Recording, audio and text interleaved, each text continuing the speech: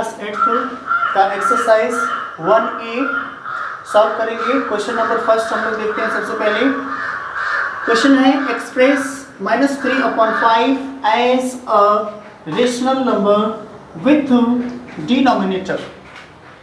Denominator यहाँ पे -3/5 को इस प्रकार से चेंज करना है, उसका वैल्यू ठीक उतना ही होना चाहिए जितना -3/5 है, ठीक है। लेकिन वहाँ पे जो डिनोमिनेटर होना चाहिए वह 20 होना चाहिए या -40 होना चाहिए। और भी क्वेश्चन उसमें दिए गए हैं, सेकंड और थर्ड हमने छोड़ दिया है, बाकी उसे आप कर लेंगे, ठीक है। इन दो क्वेश्चन को आप देखेंगे तो यहाँ पे आपको -3/5 को इस तरह लिखना है कि उसका डिनोमिनेटर जो हो जाए 20 हो जाए और वो भी पॉजिटिव में +20 हो जाए, ठीक है। तो यहाँ पे देखिए करना क्या है, यदि सॉल्यूशन यहाँ से स्टार्ट करें, वन लाइन में हो जाएगा ये इसका सॉल्यूशन, तो -3/5, ठीक है। तो बच्चों आपको करना क्या है कि डिनोमिनेटर 20 करना है, तो 20 यहाँ पे आप कर लो। बट आप ये सोचो कि 4 यहाँ पे था तो 20 कैसे हो गया, तो यदि 5 यहाँ पे 5 था तो 20 कैसे हो गया। तो आप समझ सकते हैं कि यदि 4 में से अगर इसमें मल्टीप्लाई कर दिया जाए तो 5 4 जा 20 हो जाएगा, ठीक है। तो जो रेशनल नंबर की प्रॉपर्टीज हमने बताया था कि यदि डिनोमिनेटर में या न्यूमरेटर में दोनों में यदि सेम नंबर से मल्टीप्लाई किया जाए तो उसके वैल्यू में कोई डिफरेंस नहीं आता है। तो यहाँ पे 4 से मल्टीप्लाई किया गया तो ये 20 हो गया। अगर ऊपर भी हम 4 से मल्टीप्लाई कर दें तो उसके वैल्यू में अंतर नहीं आएगा, -3/5 के इक्वल ही इधर वाला भी वैल्यू आएगा। अर्थात यहाँ पे 4 3 जा 12 और एक नंबर पॉजिटिव है और एक नेगेटिव है, इसलिए आपका नेगेटिव आंसर आएगा। अर्थात तो -3/5 को हमने चेंज कर दिया -12/20 में, जहाँ पे जो 20 डिनोमिनेटर जो है आपका 20 हो गया, ठीक है। उसके बाद क्वेश्चन नंबर थर्ड और सेकेंड वाला आप खुद करेंगे। क्वेश्चन नंबर 4 देखते हैं, ठीक है। यहाँ पे इसका सॉल्यूशन देखिए, सॉल्यूशन -40 अर्थात तो -3/5 को इस रूप में आपको चेंज करना है ताकि जो उसका डिनोमिनेटर हो जाए -40 हो जाए, ठीक है। तो आप समझ सकते हैं यहाँ पे इक्वल टू आप 40 लिख लें, -40 लाना है तो बच्चों -40 आप पहले से लिख लें, ठीक है। -40 आप पहले से लिख लें। आप समझ सकते हैं कि यहाँ पे एक पॉजिटिव नंबर है, ठीक है, और पॉजिटिव नंबर में किस नंबर से मल्टीप्लाई करें कि आपका नेगेटिव नंबर प्राप्त हो जाए। तो यदि पॉजिटिव में यदि एक नेगेटिव नंबर से मल्टीप्लाई होगा तो ही हमारा आंसर नेगेटिव में प्राप्त होता है। अर्थात यहाँ 5 है और 5 में यदि हम -8 से मल्टीप्लाई कर दें तो -40 आ जाएगा, ठीक है। चाहे उसका न्यूमरेटर कुछ भी रहे, आपको डिनोमिनेटर -40 हर हालत में लाना है इस क्वेश्चन के अनुसार, ठीक है। तो यहाँ पे देखिए हमने -8 से मल्टीप्लाई कर दिया तो 5 8 40 प्लस माइनस माइनस। बट यदि आप डिनोमिनेटर में माइनस से मल्टीप्लाई करेंगे -8 से तो उसके और न्यूमरेटर में मल्टीप्लाई नहीं करेंगे तो उसके वैल्यू में डिफरेंट हो जाएगा, अंतर आ जाएगा। इसलिए हम क्या करेंगे बच्चों कि न्यूमरेटर में भी -8 से मल्टीप्लाई करेंगे, ठीक है। अब देख सकते हैं यहाँ पे माइनस और माइनस प्लस और 3 8 जा 24 अर्थात यहाँ पे -3/5 का वैल्यू जो है 24/-40 भी है, ठीक है। और आपको लाना था डिनोमिनेटर -40, देखिए -40 आ गया, ठीक है ना। और उसके वैल्यू में कोई डिफरेंट नहीं है, -3/5 और 24/-40 में कोई अंतर नहीं है। बट आपको करना क्या था कि डिनोमिनेटर -40 लाना था, ठीक है। यहाँ पे क्वेश्चन दिया गया है express -3/5 as a rational number with denominator 20 -40 and so on. और भी क्वेश्चन उसमें दिए गए, उसको भी कह रहे हैं कि उसका भी डिनोमिनेटर दिया हुआ है कितना करना है आपको, ठीक है। शायद आपको ये समझ में आ गया होगा, ठीक है। कुछ एग्जांपल देखते हैं। जैसे मान लीजिए कि डिनोमिनेटर बच्चों ये आपका 5/7 है और डिनोमिनेटर करना है तो न्यूमरेटर पे आते हैं, ये तो डिनोमिनेटर पे हो गया। न्यूमरेटर बनाने के लिए कुछ कहेगा तो आप क्या करेंगे। जैसे मान लीजिए कि न्यूमरेटर आपको बनाना है 25 और 5/7 का वैल्यू सेम रखना है और न्यूमरेटर 25 कर देना है।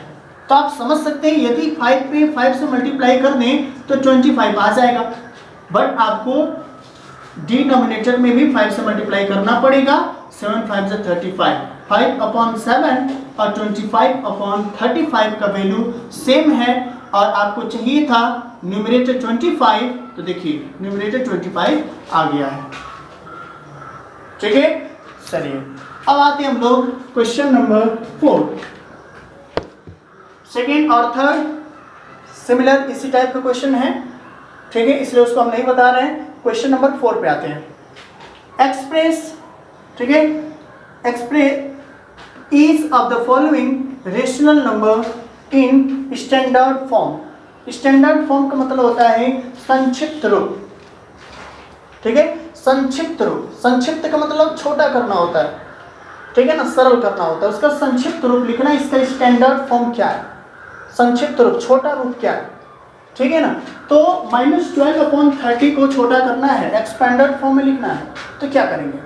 तो किसी भी रेशनल नंबर को एक्सपेंडेड फॉर्म, एक्सटेंडेड फॉर्म में लिखने के लिए बच्चों करते क्या है कि P/Q के रूप का है, तो P और Q का HCF निकालते हैं। अब HCF नहीं भी निकालेंगे तो चलेगा, ठीक है। आप ऐसा नंबर चूज करेंगे जिससे कि न्यूमरेटर और डिनोमिनेटर दोनों कंप्लीटली डिवाइड हो जाते हों। ऐसा नंबर आपको चूज करना पड़ेगा। लेकिन जब ऐसा चूज करते हैं, कुछ छोटा नंबर आपने चूज कर लिया, आपको पता चला कि आपने डिवाइड किया दोनों को, तो फिर लगा कि नहीं, फिर से डिवाइड हो जाएगा उससे, फिर आप उससे डिवाइड करेंगे। उससे अच्छा है कि आप चाहते हैं कि एक बार में न्यूमरेटर और डिनोमिनेटर दोनों ही सेम नंबर से डिवाइड हो जाए, तो आप इन दोनों का, न्यूमरेटर का और डिनोमिनेटर का HCF निकाल दें। क्योंकि HCF का अर्थ समझ लीजिए बच्चों, मैं बता दूं, HCF आप जानते भी होंगे पहले से भी, हाईएस्ट कॉमन फैक्टर।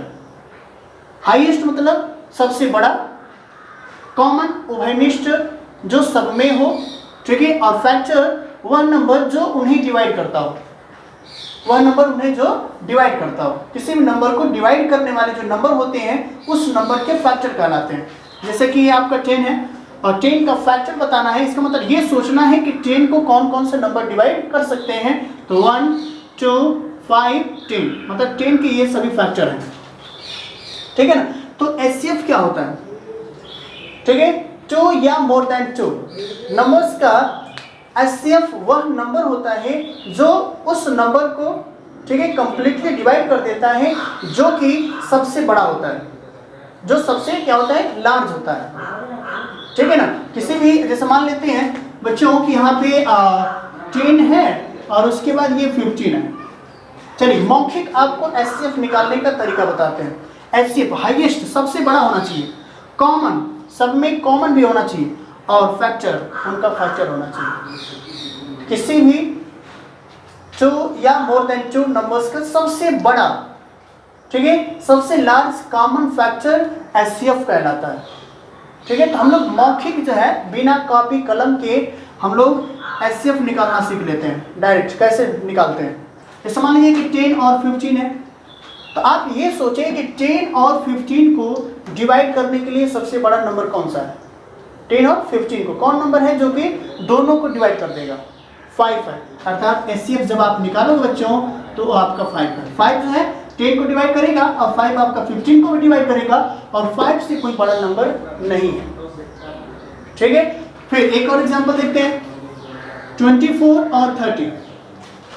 24 और 30 को डिवाइड करने के लिए आप ऐसे मान लेते हैं कि 3 भी है और 3 इन दोनों को करना सकता है, लेकिन ये सबसे बड़ी संख्या नहीं है, सबसे बड़ा नंबर ये नहीं है, इसलिए इसका HCF नहीं। हमको सबसे बड़ा नंबर चाहिए जो कि दोनों को डिवाइड करता हो, ठीक है। तो वो नंबर है बच्चों 6, ठीक है। 6 है जो 24 को भी डिवाइड करेगा और 30 को भी डिवाइड करेगा, ठीक है। 6 से कोई लार्ज नंबर नहीं है, ये हाईएस्ट नंबर है जो दोनों में कॉमन है, जो दोनों का कॉमन फैक्टर है, ठीक है ना।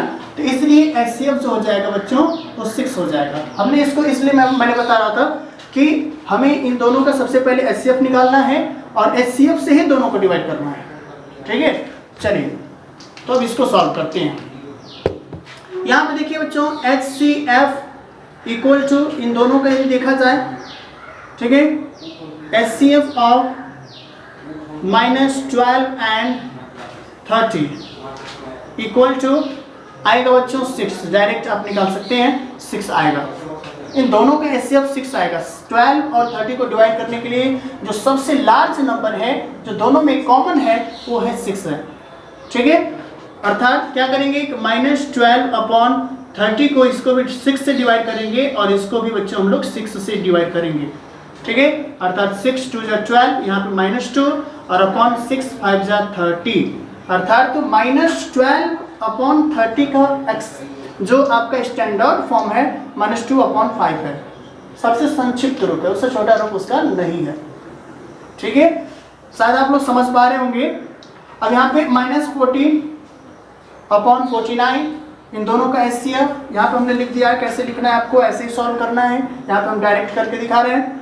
-14/49 इन दोनों का HCF निकाला जाए, इन दोनों को डिवाइड करने के लिए जो सबसे लार्ज, ठीक है, जो कॉमन नंबर है वो है बच्चों 7 से डिवाइड होगा, अर्थात इसको भी हम लोग 7 से डिवाइड करेंगे। 7 2 जा 14, यहाँ पे माइनस और यहाँ पे प्लस है यहाँ पे, इसलिए आपको माइनस में आंसर आएगा और 7 7 जा 49, ये है आंसर आपका।